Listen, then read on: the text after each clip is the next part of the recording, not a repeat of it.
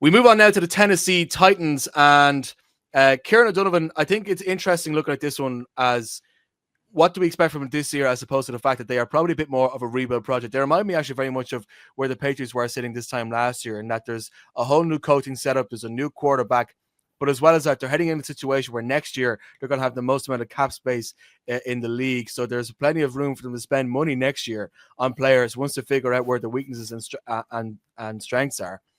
But that doesn't necessarily reflect in what we can fully expect from this year. They were the second worst offense in the league last year. Not quite sure how much that can really expect to change. But that doesn't mean that we won't be able to see some exciting flashes from, of course, the number one overall pick in quarterback Cam Ward. Yeah, and I did a couple of interviews there with two beat writers from Tennessee a few weeks ago, and both of them, I asked both of them what's their hope for the Titans this season, and both are very tempered, and they both said that all they want to see is for the Titans to take a jump and for Cam Ward to have a decent first season. They're not necessarily expecting the same outcome as a Jaden Daniels in Washington or CJ Stroud in Houston. They're not necessarily expecting that kind of a leap, even though obviously they'd love for it to happen. But they just want to see progression, and as you said, they want to see the team take time and to build around him, and to build foundations for prolonged success, as opposed to an initial jump and then reverting back to form. So the ears on the ground and the eyes on the ground again are reporting very positive things about Cam Ward, that his leadership seems to be on full display. I think he's having 5:30 a.m. meetings with the rookies, and that hasn't been just something he went in and did, I suppose, to impress in the first couple of weeks. He sustained it, and so he's leading from the front in terms of effort application, leading by example. The question really for him is, does he have the weapons around him? And I question whether he does. Calvin Ridley is a decent receiver. He did over 1,000 yards last season. You're bringing in Tyler Lockett. How much of an effect can an aging Tyler Lockett have on the pass catching game? There's two rookies that have impressed. I think Elick, Kieran, help me out. I'm Manure and Shamir Dike, two wide receivers that have impressed apparently in training camp, as well as Gunnar Helman, the tight end.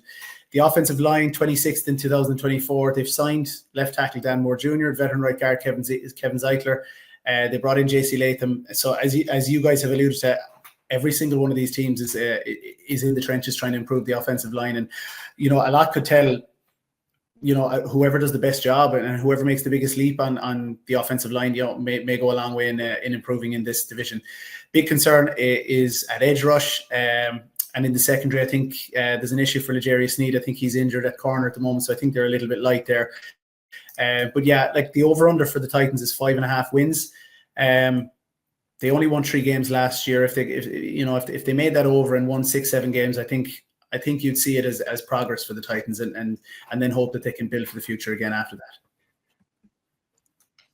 that. Kieran Boyle, much hope for Brian Callahan and his ability to sort of restructure this offense in a way that could really maybe, especially the further weekend of the season, maybe knock a few heads?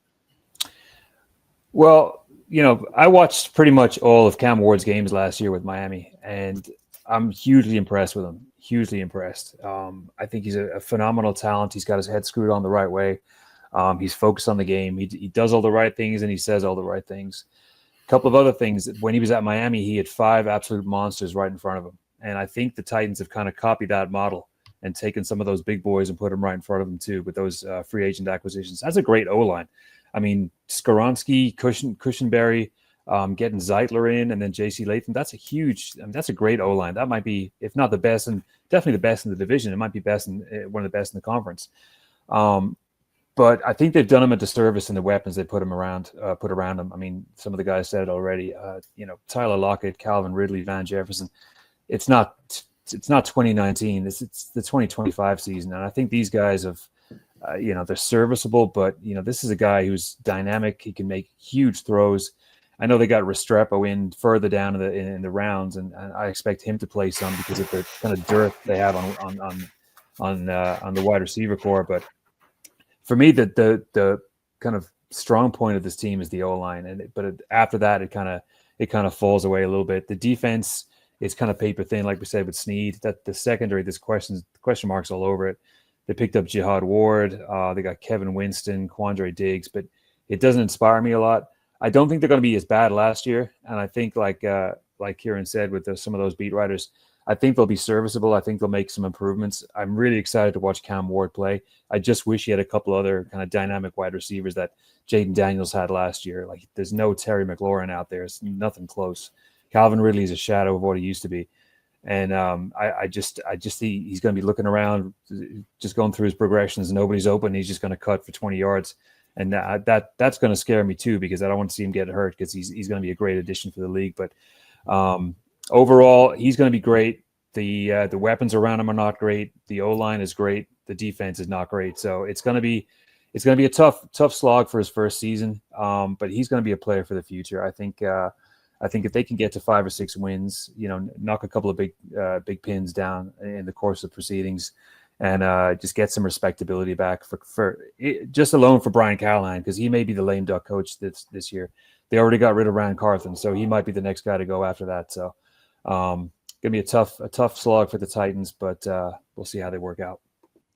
Brian, a road to redemption for Tennessee? It has familiarities from me to Washington last year. In terms of, you got a rookie quarterback, you've tried to bring in a lot of experienced pros around the league. Kieran's alluded to your Van Jeffersons, your Lockett's. Even on defense, Draymond Jones come in. 2 years ago, he was a highly sought after player when he left Denver in free agency, and he got a massive contract out of Seattle. Didn't really, he wasn't really, I suppose, at the same kind of level which we saw in Denver as to why he got that big contract. He signed for them. I think that's an interesting move. I think he's got a bit of a point to prove. I think we could see a better upward side of the ball defensively than we're expecting. I do think that's the players in which they've done. Last year, when you look at the Commanders and what they were doing, they were bringing players in defensively that had a lot of experience that allowed them to say, right, let's get this right defensively, and then the offense to a certain extent will take care of itself. And they knew what they had in Jaden Daniels. I think the Titans will know what they have in a great quarterback in Cam Ward. As Kieran's rightly called out, he looks a fantastic talent. But you do question whether these players around will give him enough. I could see a 6-7 win. What did Kieran say? 5.5 is the over-under. With QuinnBet, I could see them in over 6 games, but I think ultimately it could come down to the fact that they've got a great attribute in a quarterback that could find ways to get these wins despite what's around them. But I do think we'll see a better team than last year, but that's predominantly down to a new quarterback. But I don't think their defense is going to be as poor as we're alluding to here. I think they can hold their own there, keep themselves in games. Week 1 is a really difficult spot. It's going to be very interesting to see. And even people who are going to get carried away with how he plays in Denver in week 1, that's a really difficult environment to go into at any time in the season. Never mind week 1 when against a Broncos team there with high expectations for a new season. I think we need to kind of pump the brakes, give it a couple of weeks to see how Cam Ward and this Titans team progress. So difficult season ahead, but I think Titans fans might be quietly optimistic come the end of the season, especially as you said, bigger days ahead in terms of cap space and all that could come with that. Yeah, I'd be very optimistic of what they can do in 2 or 3 years' time. Again, any Tennessee beat writers and fans I speak to just point out the fact that they're not very good at actually keeping a hold of players they've drafted. They're not good at keeping people in-house, and that's the kind of thing you need to develop a culture. And I think what they drafted, 9 players in this draft, being able to get the most out of those is going to be key to their future. But then that's not all going to happen in the first 4 weeks. It's not going to happen this season. So I think there's plenty there to build on. It's just going to take a while to build it. Prediction time, guys. Brian, you were talking last. You might as well go first. Here we go. Hey, you want it in running order, or do you want my divisional winner? From fourth to first. From fourth to first. The full whack. Yeah, okay. The full whack from the Whack O'Leary. I will have the Titans propping up the division. Colts shock a few teams over the course of the season, but ultimately finish third. I think the Texans finish second, don't make the playoffs, and I think the Jags win the division. Jags are back in the playoffs. Trevor Lawrence has a great season. I'm going to overcompensate for me saying the Colts will win last year and say the Colts are going to come last this year. Tennessee third, Jacksonville second, Houston first. Kieran O'Donovan. Yeah, geez, I'm blanking now. The Titans are going to finish last. The Colts are going to be third. The Jags second, and the Texans run it back. Kieran Boyle, take it home. Colts will prop it up, followed by the Titans. I think the Titans will be respectable, and they'll just pip the Colts for the last spot. Jags in second, and Texans win the division. All right, that's it for our AFC South previews. Thank you very much for listening. Keep an eye out for our NFC South previews, which will be coming at you in a couple of days' time. For now, thank you very much for listening to the Irish NFL Show.